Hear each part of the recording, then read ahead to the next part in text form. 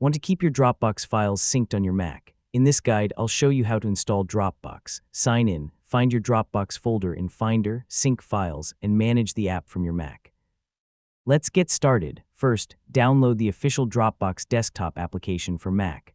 Open the installer and follow the setup instructions. When the installation is complete, launch Dropbox and sign in with your account. If Dropbox is already installed, you can skip straight to signing in. After signing in, Dropbox will create its folder on your Mac. Open Finder and look for Dropbox in the sidebar or your configured file location. Open the folder to see the files and folders connected to your Dropbox account. To upload a file, drag it into your Dropbox folder in Finder. Dropbox will automatically sync the file with your account. You can add documents, photos, videos, and other supported files. Watch the Dropbox status indicator while the file is syncing. Once syncing is complete, open Dropbox in your browser and sign in with the same account. You'll find the file in the matching folder. This lets you access the same content from your Mac, the web, or another connected device.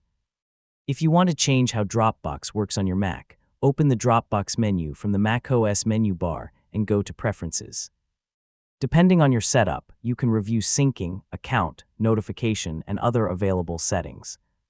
The Dropbox menu also gives you quick access to your recent activity, notifications, Dropbox folder, and online account. If a file is still syncing, this is a useful place to check its status. So you don't always need to open the full Dropbox website. If your Mac has limited storage, review which Dropbox files and folders are stored locally. Depending on your Dropbox setup, online-only or selective syncing features can help reduce the amount of space used on your Mac. Keep important files available offline when you need them.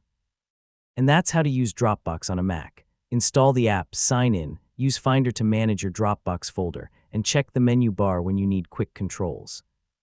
Once everything is synced, your files are ready wherever you need them.